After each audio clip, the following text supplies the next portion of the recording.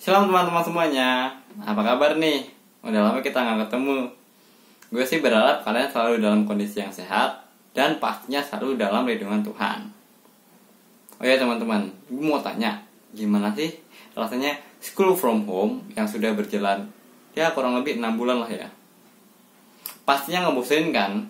Karena kita tidak dapat bertemu dengan teman ataupun dengan guru kita secara langsung, tetapi harus secara virtual seperti ini, melalui Zoom, Google Meet, atau bahkan melalui video YouTube seperti ini. Tetapi kondisi seperti ini memang harus kita lakukan di tengah kondisi pandemi, karena kondisi pandemi ini mengharuskan kita untuk menjaga jarak antara satu dengan yang lain. Tetapi walaupun demikian, kita masih tetap bisa untuk memuji dan memuliakan nama Tuhan. Walaupun hanya lewat video YouTube seperti ini, tapi percayalah bahwa Tuhan pasti tetap akan melindungi kita. Oke teman-teman, sekarang gue minta buat teman-teman yang masih nonton video ini sambil tiduran atau mungkin sambil nyemil, sekarang teman-teman duduk dengan posisi yang baik, karena sebentar lagi kita akan memulai ibadah kita. Oke teman-teman, kita akan memulai ibadah kita.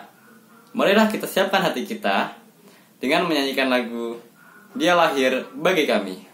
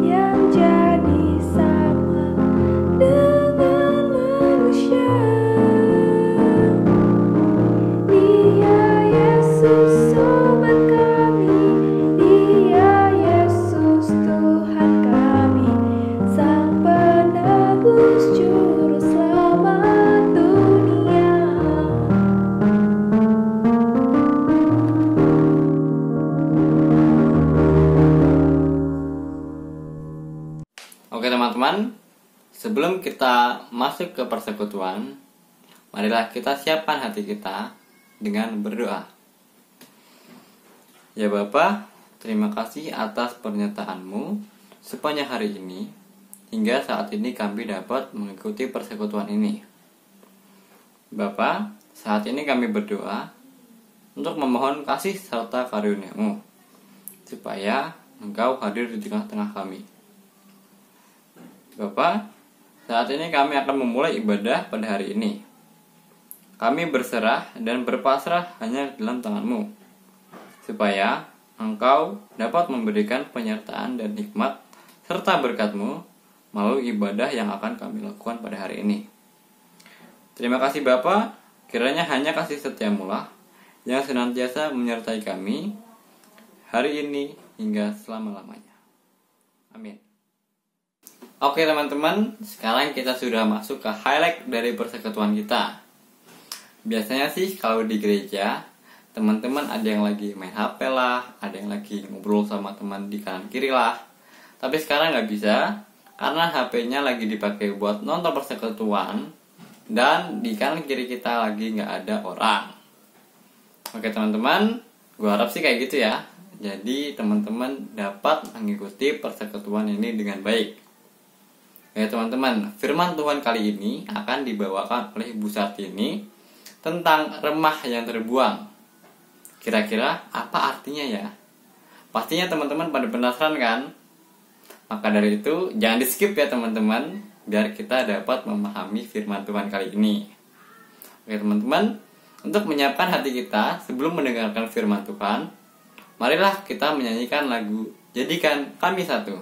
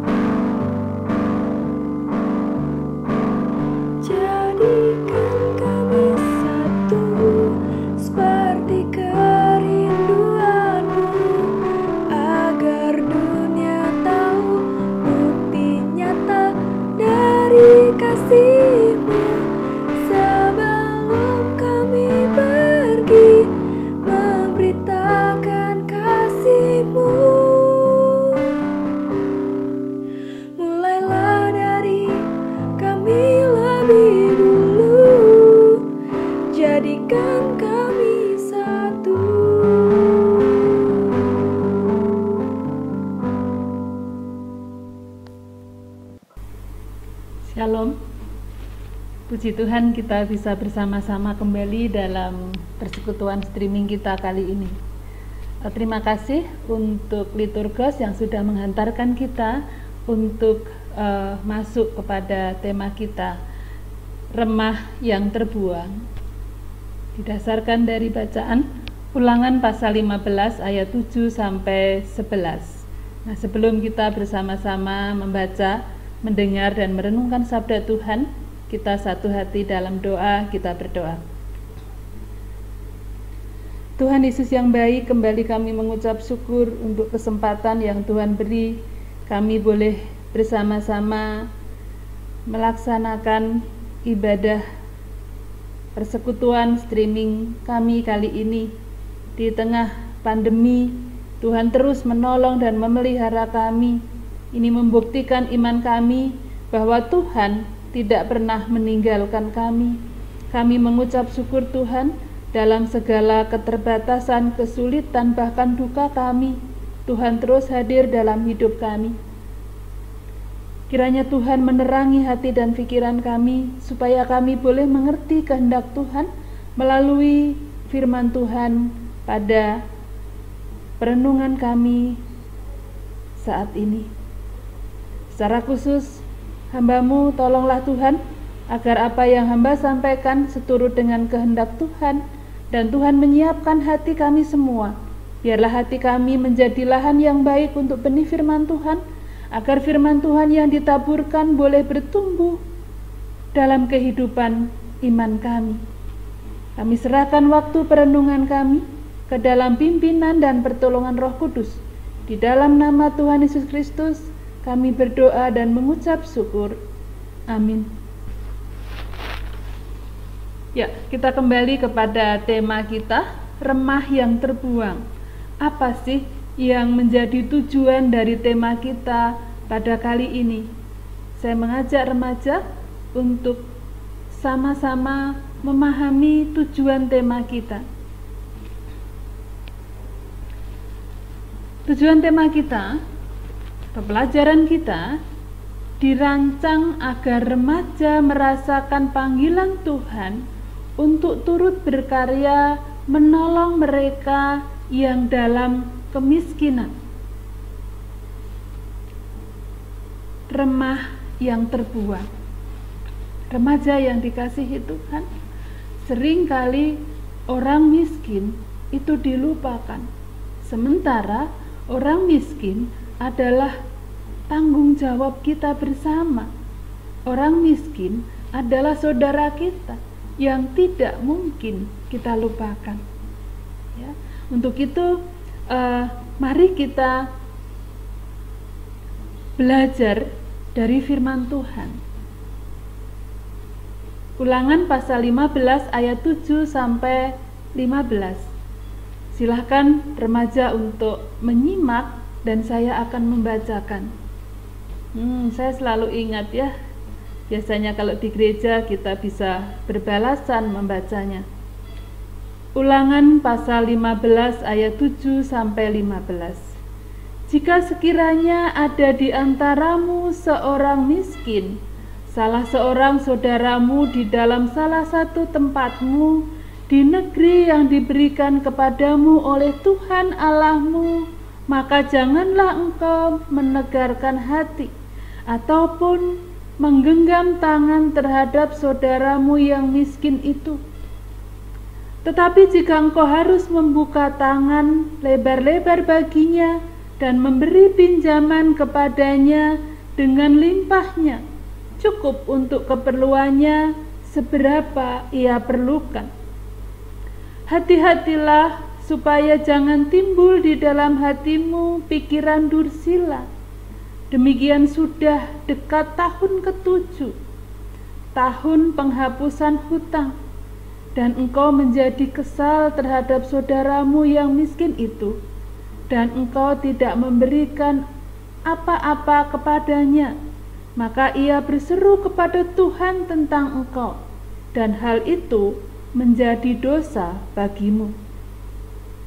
Engkau harus memberi kepadanya dengan limpahnya, dan janganlah hatimu berduka cita apabila engkau memberi kepadanya, sebab oleh karena hal itulah Tuhan Allahmu akan memberkati engkau dalam segala pekerjaanmu dan dalam segala usahamu, sebab orang-orang miskin tidak hentinya akan ada dalam negeri itu. Itulah sebabnya aku memberi perintah kepadamu demikian. Haruslah engkau membuka tangan lebar-lebar bagi saudaramu yang tertindas dan yang miskin di negerimu. Amin. Remaja yang kekasih di dalam Tuhan, ketika saya merenungkan bagian ini, saya merasa takjub, kagum, betapa luar biasanya Tuhan mengasihi kita.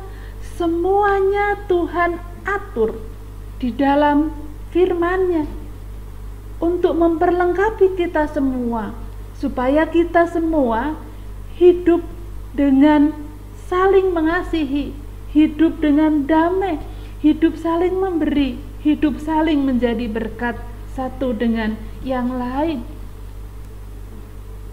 Remaja yang dikasihi Tuhan, mari kita kembali kepada teks yang tadi sudah kita baca.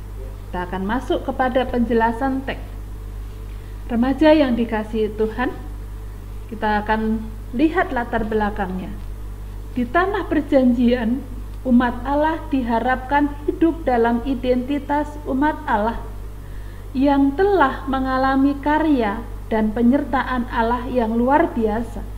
Jadi, kitab Ulangan ini ditegaskan kembali, diulangkan kembali kepada bangsa Israel, umat pilihan Allah ketika mereka masuk di tanah perjanjian, supaya mereka tidak melupakan bagaimana Allah sudah berkarya dalam kehidupan umat Allah, membawa mereka keluar dari tanah Mesir, melewati berbagai rintangan. Bagaimana Tuhan menyertai dengan tiang awan dan tiang api, bagaimana Tuhan memberi makan mana, bagaimana Tuhan melingkupi mereka. Ini yang kemudian diingatkan kembali kepada bangsa pilihan Allah yang memasuki, yang menempati tanah perjanjian, supaya mereka nggak melupakan identitasnya sebagai umat Allah, termasuk di dalamnya mereka harus mau hidup berbagi. Mereka harus memperhatikan yang lemah, mereka harus memperhatikan yang miskin. Remaja yang dikasihi Tuhan, pasal 15 berisi tentang peraturan yang berangkat dari keyakinan akan kemurahan Allah.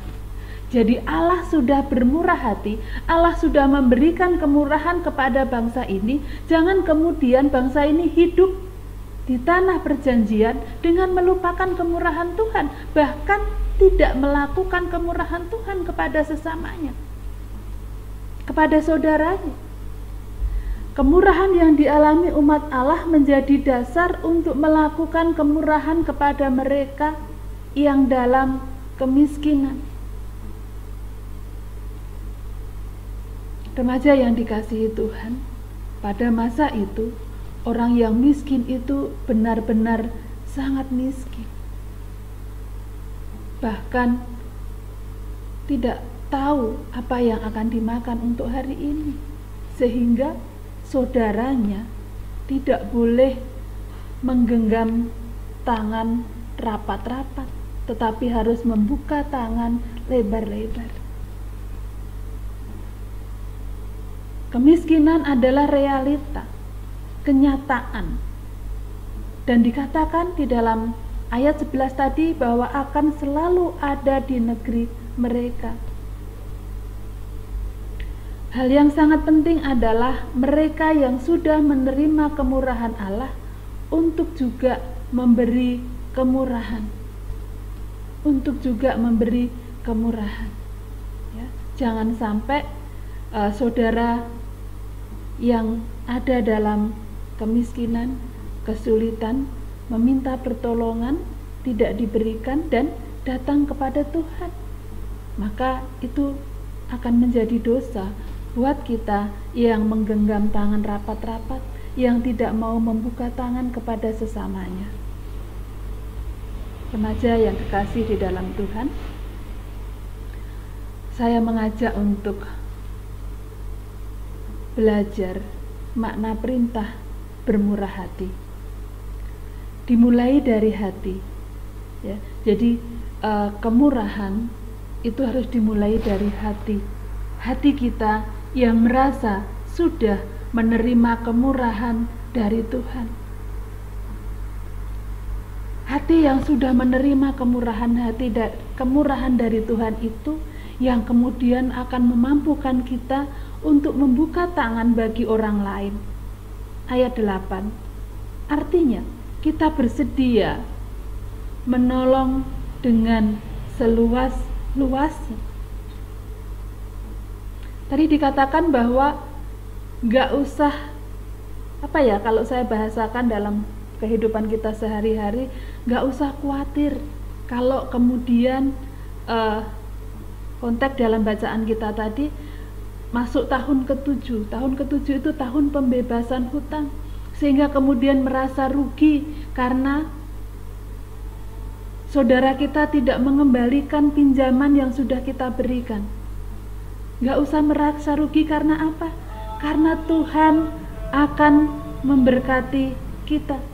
Karena Tuhan akan memberkati kita. Jadi kita yang membuka tangan bagi saudara kita, kita tidak akan rugi. Ya. Jadi makna bermurah hati yang berikutnya adalah bertanggung jawab. Terhadap orang miskin, perintah yang diberikan adalah memberi pinjaman, bukan memberi bantuan. Perintah tersebut memberi pinjaman kepadanya dengan limpah, cukup untuk keperluannya seberapa ia perlukan. Ya. Jadi sebenarnya kita di sini diajak belajar bahwa ketika kita menolong, kita tidak boleh membuat sesama kita, saudara kita, orang lain itu menjadi malas. Ya. Tetapi menolong saudara kita untuk menjadi orang yang bertanggung jawab.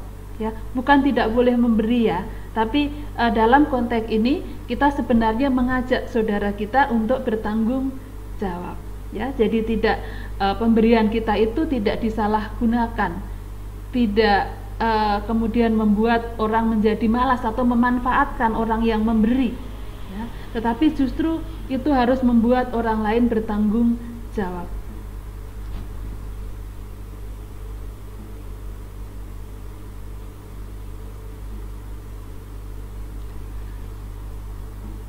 Tadi sudah saya sampaikan mengapa meminjamkan. Salah satu kemungkinan terkait dengan tanggung jawab di tanah yang dijanjikan, ya. Jadi di konteksnya pada saat itu supaya mereka menjadi orang yang bertanggung jawab dan tidak menjadi beban bagi orang lain.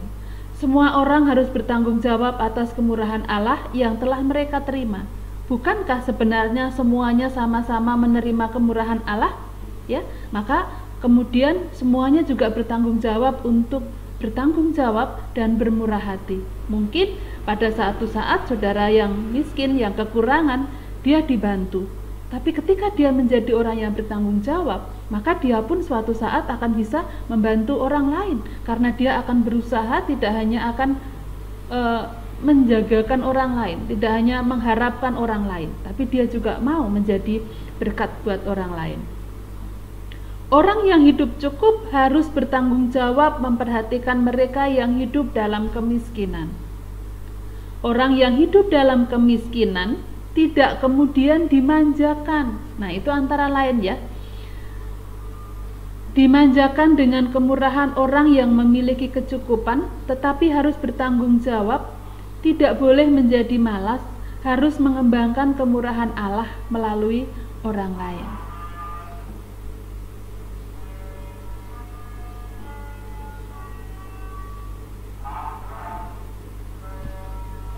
Remaja yang kasih di dalam Tuhan, mudah-mudahan kita bisa sama-sama memahami ayat Alkitab yang tadi sudah sama-sama kita baca dan dengarkan, bagaimana kita belajar tentang kemurahan, bagaimana Tuhan bermurah hati dan mengajarkan kita untuk juga bermurah hati. Tentunya dalam penerapan kita akan sesuaikan dengan konteks kita masing-masing, yang remaja, yang pemuda, yang kami orang dewasa. Nah, remaja yang dikasihi Tuhan, seringkali ajaran berbagi, ajaran mengasihi, ajaran memperhatikan remah yang terbuang, itu seringkali berhenti kepada ajaran. Ya, untuk itu saya mengajak remaja untuk belajar dari satu cerita ini. Nelly, gadis miskin. Nelly adalah seorang gadis kecil yang berpakaian compang-camping. Ia gadis jalanan yang selalu mengemis pada lampu merah di depan sebuah gereja. Kadang-kadang ia mengemis di pintu gerbang komplek gereja kalau umatnya sedang keluar gereja. Ia tinggal dengan neneknya di bawah kolong jembatan, tidak jauh dari gereja itu. Pada suatu hari, Nelly melintas lagi di komplek gereja itu. Hari itu rupanya ada bazar di halaman gereja. Kita ingat, ya, gereja kita juga sering mengadakan bazar.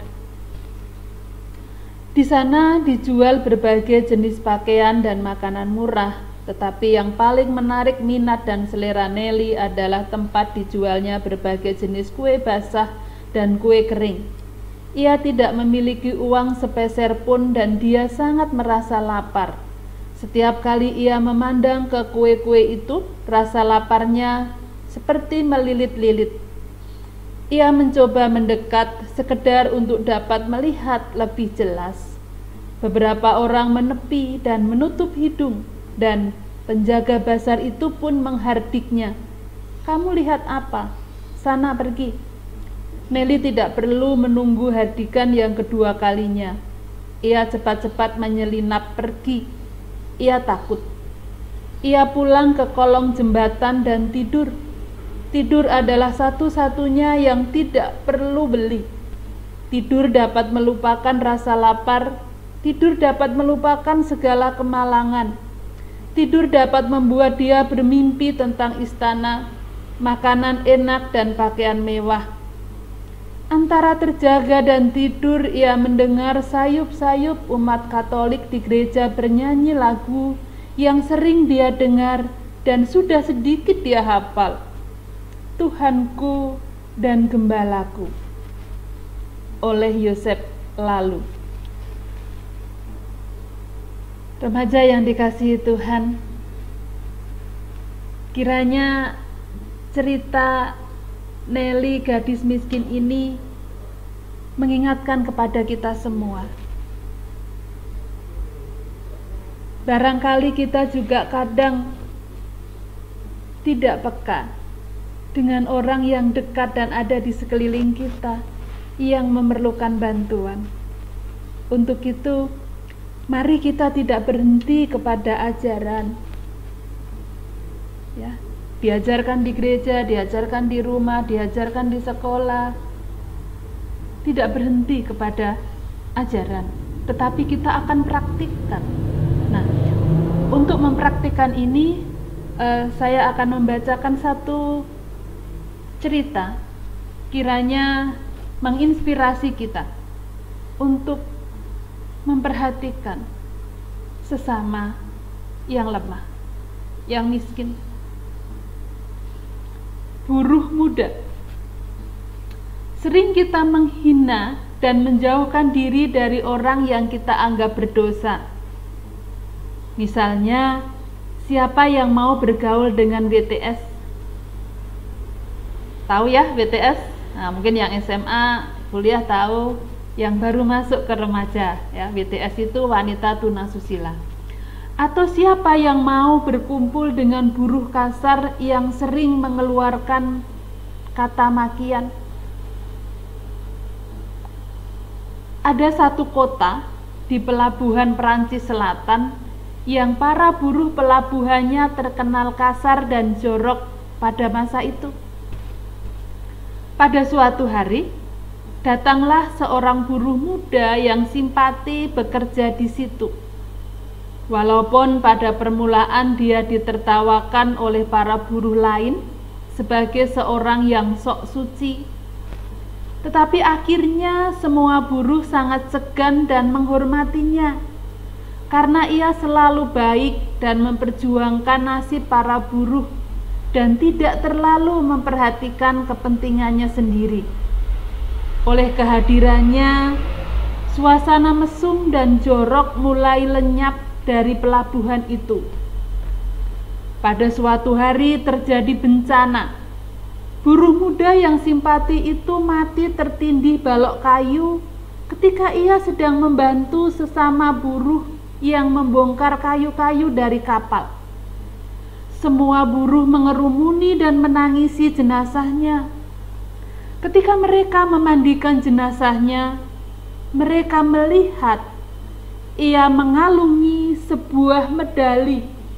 Di balik medali itu tertulis nama aslinya. Ia seorang imam.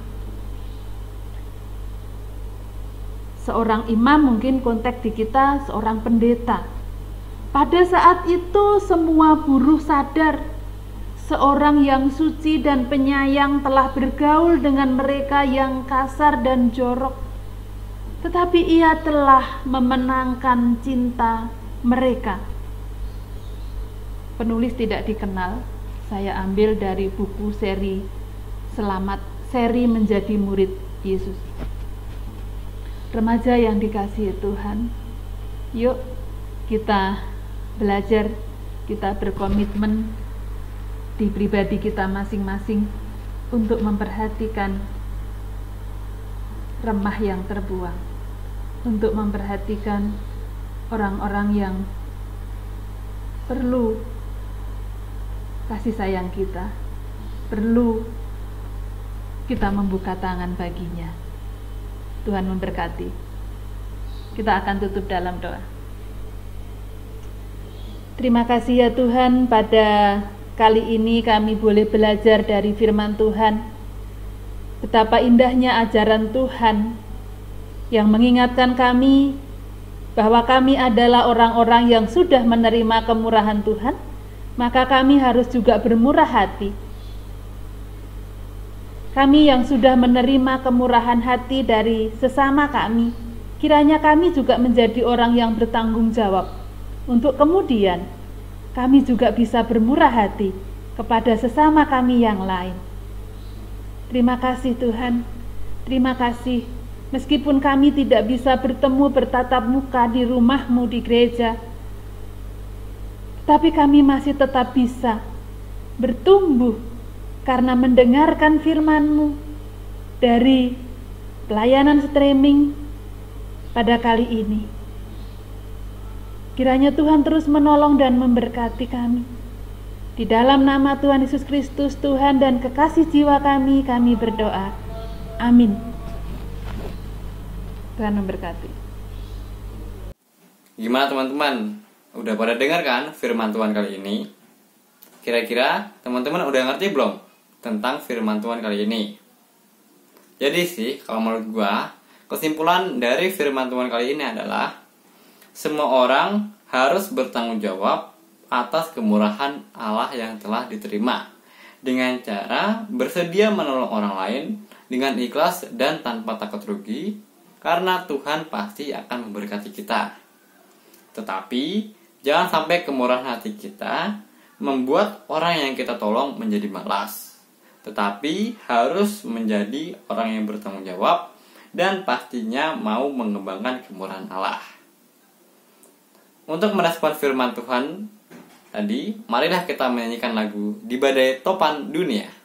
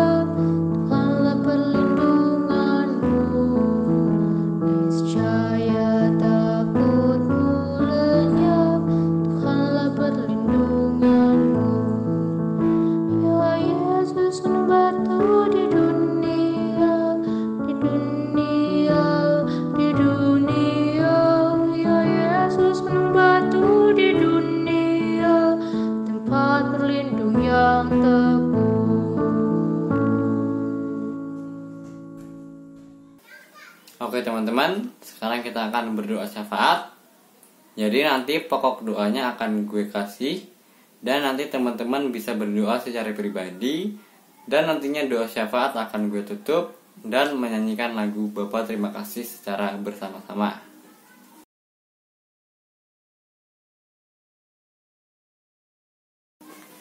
Oke, pokok doa syafaat yang pertama, berdoa untuk kegiatan remaja ke depan supaya dapat berjalan dengan baik.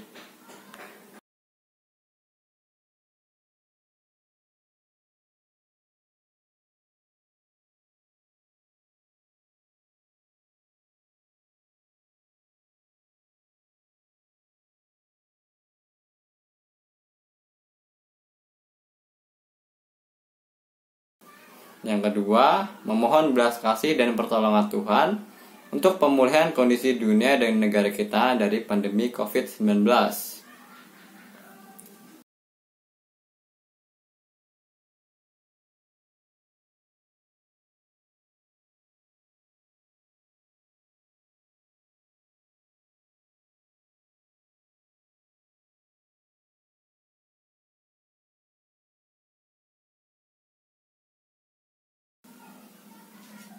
Yang ketiga, berdoa untuk tim medis di setiap rumah sakit yang berjuang menangani dan merawat pasien COVID-19.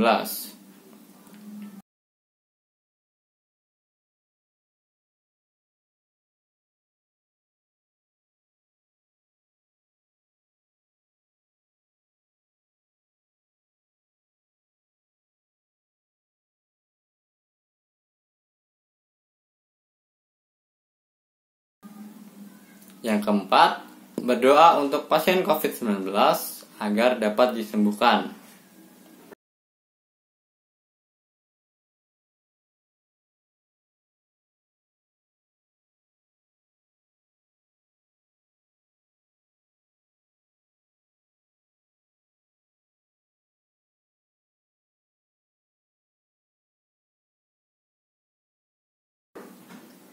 Yang kelima, berdoa untuk orang tua dan saudara kita agar dijauhkan dari segala macam bahaya termasuk COVID-19.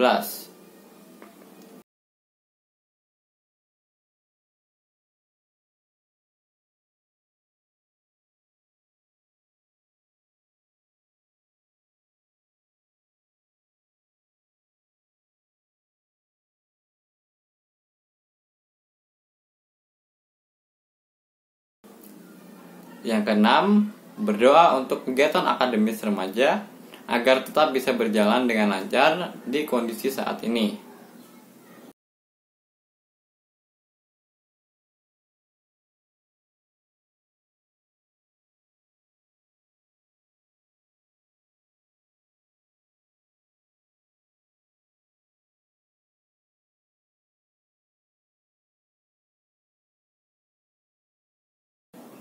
Yang ketujuh, berdoa untuk gereja kita, GKI Bintaro Utama, dan juga gereja-gereja lainnya, agar tetap dapat melayani dan beroperasi di tengah kondisi saat ini.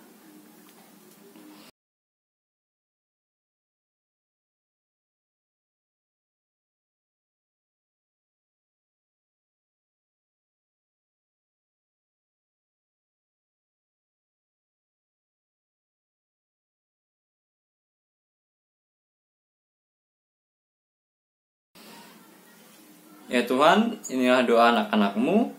Berkatilah kami, lindungilah kami dimanapun kami berada, agar kami dapat selalu memuji dan memuliakan Engkau. Doa yang kurang sempurna ini kami satukan dengan menyanyikan lagu Bapa, terima kasih.